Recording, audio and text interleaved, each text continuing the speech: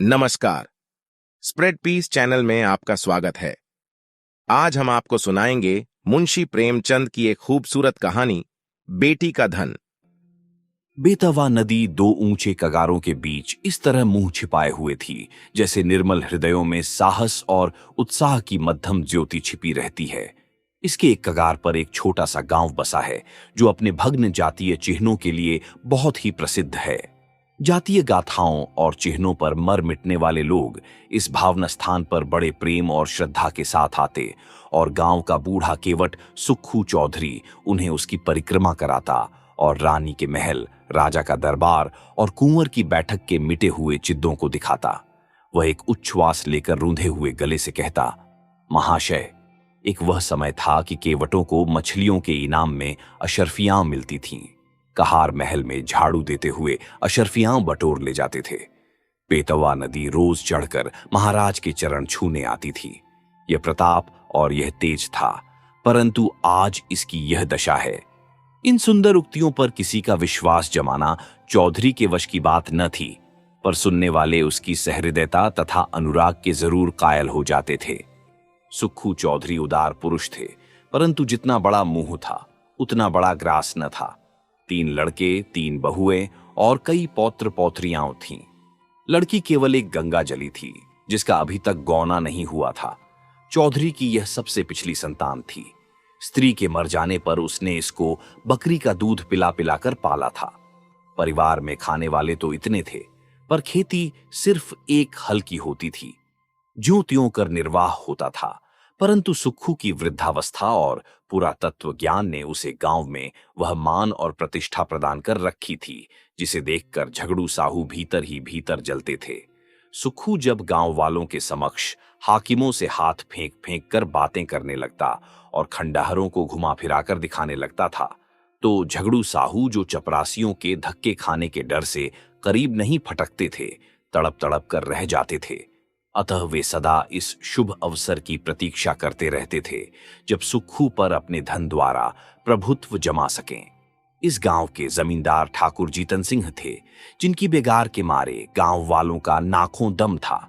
उस साल जब जिला मजिस्ट्रेट का दौरा हुआ और वह यहाँ के पुरातन चिन्हों की सैर करने के लिए पधारे, तो सुक्खू चौधरी ने दबी जबान से अपने गांव वालों की दूहक कहानी उन्हें सुनाई। हाकिमों से वार्तालाप करने में उसे तनिक भी भय न होता था। सुक्खू चौधरी को खूब मालूम था कि जीतन सिंह से रार मचाना सिंह के मुंह में सिर देना है। किंतु जब गांव वाले कहते थे कि चौधरी तुम्हारी ऐसे ऐसे हाकिमों से मिताई है और हम लोगों को रात दिन रोते कटता है, तो फिर तुम्हारी यह मित्रता किस दिन काम आवेगी। परोपकाराय सताम विभूतयः। तब सुक्खू का मिजाज आसमान पर चढ़ जाता था। घड़ी भर के लिए वह जीतन सिंह को भूल जाता था। मजिस्ट्रेट ने जीतन सिंह से इसका उत्तर मांगा। उधर झगड़ू साहू ने चौधरी के इस साहसपूर्ण स्वामीद्रोह की रिपोर्ट जीतन सिंह को दी। ठाकुर साहब जलकर आग हो गए। अपने कारिंदे से बकाया लगान की बही मांगी। संयोगवश चौधरी के जिम्मे इस साल का कुछ लगान बाकी था। कुछ तो पैदावार कम हुई, उस पर गंगाजली का ब्याह करना पड़ा। छोटी बहू नथ की रट लगाए हुए थी, वह बनवानी पड़ी। इन सब खर्चों ने हाथ बिल्कुल खाली कर दिया था। लगान के लिए कुछ अधिक चिंता नहीं थी। वह इस अभिमान में भूला हुआ था कि जिस जबान में हाकिमों को प्रसन्न करने की शक्ति है, क्या वह ठाकुर साहब को अपना लक्ष्य न बना सकेगी। बूढ़े चौधरी इधर तो अपने गर्व में निश्चिंत थे और उधर उन पर बकाया लगान की नालिश ठुक गई। सम्मन आ पहुंचा। दूसरे दिन पेशी की तारीख पड़ गई। चौधरी को अपना जादू चलाने का अवसर न मिला। जिन लोगों के बढ़ावे में आकर सुक्खू ने ठाकुर से छेड़छाड़ की थी, उनका दर्शन मिलना दुर्लभ हो गया। ठाकुर साहब के सहने और प्यादे गांव में चील की तरह मंडराने लगे। उनके भय से किसी को चौधरी की परछाई काटने का साहस न होता था। कचहरी वहां से 3 मील पर थी। बरसात के दिन रास्ते में ठौर ठौर पानी, उमड़ी हुई नदियां, रास्ता कच्चा, बैलगाड़ी का निबाह नहीं, पैरों में बल नहीं, अतः अदम पैरवी में मुकदमे एक तरफा फैसला हो गया। कुर्की का नोटिस पहुंचा तो चौधरी के हाथ पांव फूल गए, सारी चतुराई भूल गई। चुपचाप अपनी खाट पर पड़ा पड़ा नदी की ओर ताकता और अपने मन में कहता, क्या मेरे जीते जी घर मिट्टी में मिल जाएगा। मेरे इन बैलों की सुंदर जोड़ी के गले में आह, क्या दूसरों का जुआ पड़ेगा। ये सोचते सोचते उसकी आंखें भर आती। वह बैलों से लिपट कर रोने लगा, परंतु बैलों की आंखों से क्यों आंसू जारी थे? वे नाद में मुंह क्यों नहीं डालते थे? क्या उनके हृदय पर भी अपने स्वामी के दुख की चोट पहुंच रही थी? फिर वह अपने झोपड़े को विकल नयनों से निहार कर देखता और मन में सोचता, क्या हमको इस घर से निकलना पड़ेगा? यह पूर्वजों की निशानी क्या हमारे जीते जी छिन जाएगी? कुछ लोग परीक्षा में दृढ़ रहते हैं और कुछ लोग इसकी हल्की आंच भी नहीं सह सकते। चौधरी अपनी खाट पर उदास पड़े घंटों अपने कुलदेव महावीर और महादेव को मनाया करता और उनका गुण गाया करता। उसकी चिंता दग्ध आत्मा को और कोई सहारा न था। इसमें कोई संदेह न था कि चौधरी की तीनों बहुओं के पास गहने थे, पर स्त्री का गहना ऊख का रस है जो पैरने ही से निकलता है। चौधरी जाति का औच्छा पर स्वभाव का ऊंचा था। उसे ऐसी नीच बात बहुओं से कहते संकोच होता था। कदाचित यह नीच विचार उसके हृदय में उत्पन्न ही नहीं हुआ था, किंतु तीनों बेटे यदि जरा भी बुद्धि से काम लेते तो बूढ़े को देवताओं की शरण लेने की आवश्यकता न होती। परंतु यहां तो बात ही निराली थी। बड़े लड़के को घाट के काम से फुर्सत न थी। बाकी दो लड़के इस जटिल प्रश्न को विचित्र रूप से हल करने के मंसूबे बांध रहे थे। मंझले झींगुर ने मुंह बनाकर कहा, ऊह, इस गांव में क्या धरा है? जहां ही कमाऊंगा वहीं खाऊंगा, पर जीतन सिंह की मूंछें एक एक करके चुन लूंगा। छोटे फक्कड़ ऐंठ कर बोले, मूंछें तुम चुन लेना, नाक मैं उड़ा दूंगा, नकटा बना घूमेगा। इस पर दोनों खूब हंसे और मछली मारने चल दिए। इस गांव में एक बूढ़े ब्राह्मण भी रहते थे। मंदिर में पूजा करते और नित्य अपने यजमानों को दर्शन देने नदी पार जाते, पर खेवे के पैसे न देते। तीसरे दिन वह जमींदार के गुप्तचरों की आंख बचाकर सुक्खू के पास आए और सहानुभूति के स्वर में बोले, चौधरी, कल ही तक मियाद है और तुम अभी तक पड़े पड़े सो रहे हो। क्यों नहीं घर की चीज ढूंढ ढांढ कर किसी और जगह भेज देते? न हो समधियाने पठवा दो, जो कुछ बच रहे वही सही। घर की मिट्टी खोदकर थोड़े ही कोई ले जाएगा। चौधरी लेटा था, उठ बैठा और आकाश की ओर निहार कर बोला, जो कुछ उसकी इच्छा है वह होगा, मुझसे यह जाल न होगा। इधर कई दिन की निरंतर भक्ति और उपासना के कारण चौधरी का मन शुद्ध और पवित्र हो गया था।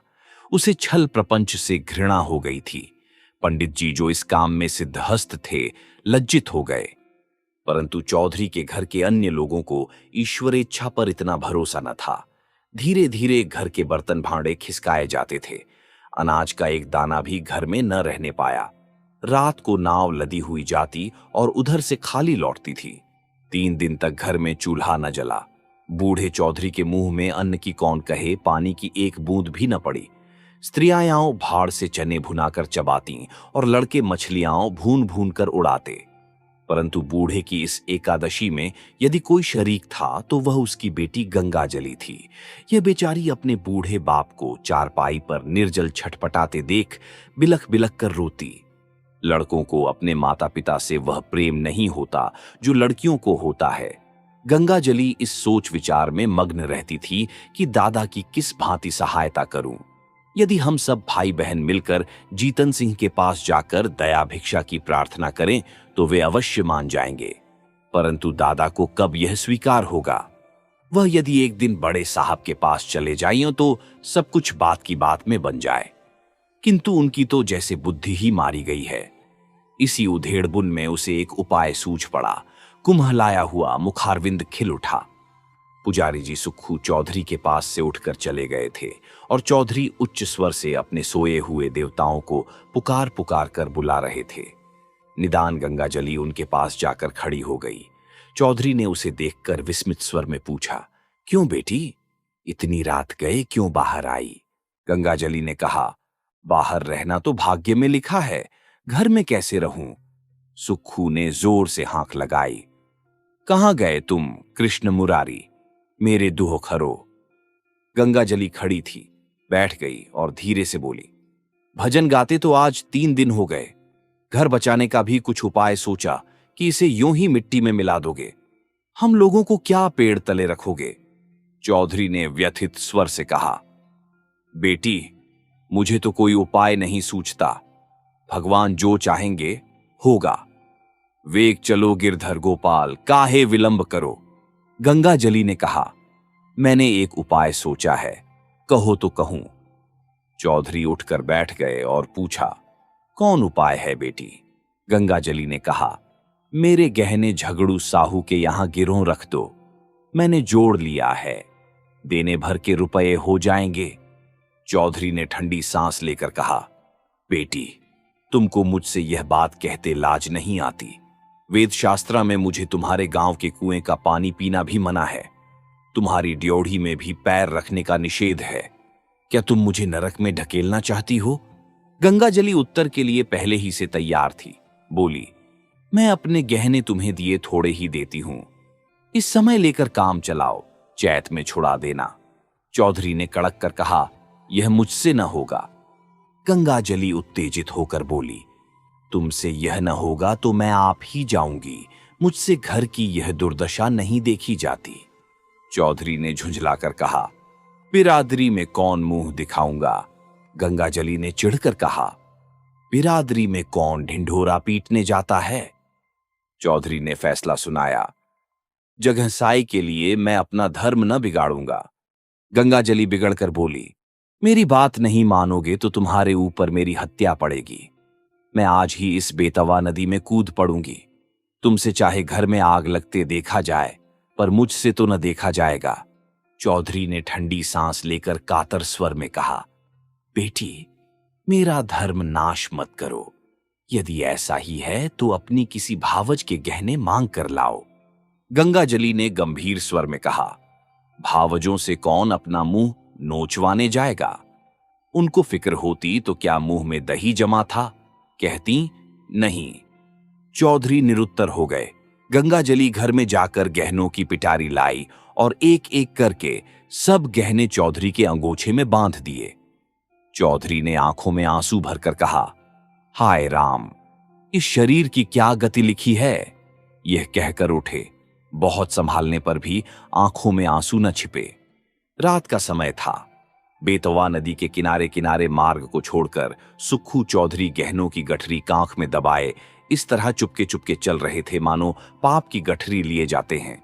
जब वह झगड़ू साहू के मकान के पास पहुंचे तो ठहर गए, आंखें खूब साफ की, जिससे किसी को यह न बोध हो कि चौधरी रोता था। झगड़ू साहू धागे की कमानी की एक मोटी ऐनक लगाए बही खाता फैलाए हुक्का पी रहे थे और दीपक के धुंधले प्रकाश में उन अक्षरों को पढ़ने की व्यर्थ चेष्टा में लगे थे जिनमें स्याही की किफायत की गई थी। बार बार ऐनक को साफ करते और आंख मलते, पर चिराग की बत्ती उकसाना या दोहरी बत्ती लगाना शायद इसलिए उचित नहीं समझते थे कि तेल का अपव्यय होगा। इसी समय सुक्खू चौधरी ने आकर कहा, जय राम जी। झगड़ू साहू ने देखा, पहचान कर बोले, जय राम चौधरी, कहो मुकद्दमे में क्या हुआ? ये लेन देन बड़े झंझट का काम है, दिन भर सिर उठाने की छुट्टी नहीं मिलती। चौधरी ने पोटली को खूब सावधानी से छिपाकर लापरवाही के साथ कहा, अभी तक तो कुछ नहीं हुआ, कल इजराय डिग्री होने वाली है। ठाकुर साहब ने न जाने कब का बैर निकाला है। हमको 2-3 दिन की भी मोहल्लत होती तो डिग्री न जारी होने पाती। छोटे साहब और बड़े साहब दोनों हमको अच्छी तरह जानते हैं। अभी इसी साल मैंने उनसे नदी किनारे घंटों बातें की, किंतु एक तो बरसात के दिन, दूसरे एक दिन की भी मोहल्लत नहीं। क्या करता? इस समय मुझे रुपयों की चिंता है। झगड़ू साहू ने विस्मित होकर पूछा, तुमको रुपयों की चिंता? घर में भरा है, वह किस दिन काम आवेगा? झगड़ू साहू ने यह व्यंग्य बाण नहीं छोड़ा था। वास्तव में उन्हें और सारे गांव को विश्वास था कि चौधरी के घर में लक्ष्मी महारानी का अखंड राज्य है। चौधरी का रंग बदलने लगा। बोले, साहू जी, रुपया होता तो किस बात की चिंता थी? तुमसे कौन छिपाव है? आज 3 दिन से घर में चूल्हा नहीं जला, रोना पीटना पड़ा है। अब तो तुम्हारे बसाए बसूंगा। ठाकुर साहब ने तो उजाड़ने में कोई कसर न छोड़ी। झगड़ू साहू जीतन सिंह को खुश रखना जरूर चाहते थे, पर साथ ही चौधरी को भी नाखुश करना मंजूर न था। यदि सूद दर सूद छोड़कर मूल तथा ब्याज सहज वसूल हो जाए तो उन्हें चौधरी पर मुफ्त का एहसान लादने में कोई आपत्ति न थी। यदि चौधरी के अफसरों की जान पहचान के कारण साहू जी का टैक्स से गला छूट जाए, जो अनेक उपाय करने अहलकारों की मुट्ठी गर्म करने पर भी नित्य प्रति उनकी तोंद की तरह बढ़ता ही जा रहा था, तो क्या पूछना। बोले, क्या कहें चौधरी जी, खर्च के मारे आजकल हम भी तबाह हैं। लहने वसूल नहीं होते, टैक्स का रुपया देना पड़ा, हाथ बिल्कुल खाली हो गया। तुम्हें कितना रुपया चाहिए? चौधरी ने कहा। 100 रुपये की डिग्री है, खर्च बर्च मिलाकर 200 के लगभग समझो। झगड़ू अब अपने दांव खेलने लगे। पूछा, तुम्हारे लड़कों ने तुम्हारी कुछ भी मदद न की? वह सब भी तो कुछ न कुछ कमाते ही हैं। साहू जी का यह निशाना ठीक पड़ा। लड़कों ने लापरवाही से चौधरी के मन में जो कुत्सित भाव भरे थे वह सजीव हो गए। बोले, भाई, लड़के किसी काम के होते तो यह दिन क्यों देखना पड़ता? उन्हें तो अपने भोग विलास से मतलब। घर गृहस्थी का बोझ तो मेरे सिर पर है, मैं इसे जैसे चाहूं संभालूं, उनसे कुछ सरोकार नहीं। मरते दम भी गला नहीं छूटता, मरूंगा तो सब खाल में भूसा भराकर रख छोड़ेंगे। गृह कारज नाना जंजाला। झगड़ू ने तीसरा तीर मारा। क्या बहुओं से भी कुछ न बन पड़ा? चौधरी ने उत्तर दिया, बहू बेटे सब अपनी अपनी मौज में मस्त हैं। मैं 3 दिन तक द्वार पर बिना अन्न जल के पड़ा था, किसी ने बात भी नहीं पूछी। कहाँ की सलाह, कहाँ की बातचीत। बहुओं के पास रुपये न हो, पर गहने तो हैं, और वे भी मेरे बनाए हुए। इस दुर्दिन के समय यदि 2-2 थान उतार देती तो क्या मैं छुड़ा न देता? सदा यही दिन थोड़े ही रहेंगे। झगड़ू समझ गए कि यह महज जबान का सौदा है, और वह जबान का सौदा भूल कर भी न करते थे। बोले, तुम्हारे घर के लोग भी अनूठे हैं, क्या इतना भी नहीं जानते कि बूढ़ा रुपये कहां से लावेगा? अब समय बदल गया, या तो कुछ जायदाद लिखो या गहने गिरों रखो, तब जाकर रुपया मिले। इसके बिना रुपये कहां? इसमें भी जायदाद में सैकड़ों बखेड़े पड़े हैं, सुविधा गिरों रखने में ही है। हाँ, तो जब घर वालों को कोई इसकी फिक्र नहीं तो तुम क्यों व्यर्थ जान देते हो? यही ना होगा कि लोग हंसेंगे, सो ये लाज कहां तक निभाओगे? चौधरी ने अत्यंत विनीत होकर कहा, साहू जी, ये लाज तो मारे डालती है, तुमसे क्या छिपा है।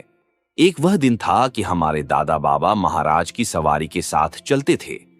अब एक दिन यह कि घर घर की दीवार तक बिकने की नौबत आ गई है, कहीं मुंह दिखाने को भी जी नहीं चाहता। ये लो गहनों की पोटली, यदि लोक लाज न होती तो इसे लेकर कभी यहां न आता, परंतु यह अधर्म इसी लाज निभाने के कारण करना पड़ा है। झगड़ू साहू ने आश्चर्य में होकर पूछा, ये गहने किसके हैं? चौधरी ने सिर झुकाकर बड़ी कठिनता से कहा, मेरी बेटी गंगाजली के। झगड़ू साहू स्तंभित हो गए। बोले, अरे राम राम। चौधरी ने कातर स्वर में कहा, डूब मरने को जी चाहता है। झगड़ू ने बड़ी धार्मिकता के साथ स्थिर होकर कहा, शास्त्रा में बेटी के गांव का पेड़ देखना मना है। चौधरी ने दीर्घ निश्वास छोड़कर करुण स्वर में कहा, न जाने नारायण कब मौत देंगे। भाई की 3 लड़कियां ब्याही, कभी भूल कर भी उनके द्वार का मुंह नहीं देखा। परमात्मा ने अब तक तो टेक निभाई है, पर अब न जाने मिट्टी की क्या दुर्दशा होने वाली है। झगड़ू साहू लेखा जौ जौ बख्शीश 100-100 के सिद्धांत पर चलते थे। सूद की एक कौड़ी भी छोड़ना उनके लिए हराम था। यदि 1 महीने का 1 दिन भी लग जाता तो पूरे महीने का सूद वसूल कर लेते। परंतु नवरात्र में नित्य दुर्गा पाठ करवाते थे, पितृपक्ष में रोज ब्राह्मणों को सीधा बांटते थे। बनियों की धर्म में बड़ी निष्ठा होती है। यदि कोई दीन ब्राह्मण लड़की ब्याहने के लिए उनके सामने हाथ पसारता तो वह खाली हाथ न लौटता। भीख मांगने वाले ब्राह्मणों को चाहे वह कितने ही संडे मुसंडे हों, उनके दरवाजे पर फटकार नहीं सुननी पड़ती थी। उनके धर्मशास्त्र में कन्या के गांव के कुएं का पानी पीने से प्यासा मर जाना अच्छा है। वह स्वयं इस सिद्धांत के भक्त थे और इस सिद्धांत के अन्य पक्षपाती उनके लिए महामान्य देवता थे। वे पिघल गए। मन में सोचा, यह मनुष्य तो कभी ओछे विचारों को मन में नहीं लाया। निर्दय काल की ठोकर से अधर्म मार्ग पर उतर आया है, तो उसके धर्म की रक्षा करना हमारा कर्तव्य धर्म है। ये विचार मन में आते ही झगड़ू साहू गद्दी से मसनद के सहारे उठ बैठे और दृढ़ स्वर से कहा, वही परमात्मा जिसने अब तक तुम्हारी टेक निभाई है, अब भी निभाएंगे। लड़की के गहने लड़की को दे दो। लड़की जैसी तुम्हारी है वैसी मेरी भी है। ये लो रुपए, आज काम चलाओ, जब हाथ में रुपए आ जाएं, दे देना। चौधरी पर इस सहानुभूति का गहरा असर पड़ा। वह जोर जोर से रोने लगा। उसे अपने भावों की धुन में कृष्ण भगवान की मोहिनी मूर्ति सामने विराजमान दिखाई दी। वही झगड़ू जो सारे गांव में बदनाम था, जिसकी उसने खुद कई बार हाकिमों से शिकायत की थी, आज साक्षात देवता जान पड़ता था। रूंधे हुए कंठ से गदगद हो बोला, झगड़ू, तुमने इस समय मेरी बात, मेरी लाज, मेरा धर्म कहां तक कहूं, मेरा सब कुछ रख लिया, मेरी डूबती नाव पार लगा दी। कृष्ण मुरारी तुम्हारे इस उपकार का फल देंगे और मैं तो तुम्हारा गुण जब तक जीऊंगा गाता रहूंगा। आप सुन रहे थे मुंशी प्रेमचंद की रोचक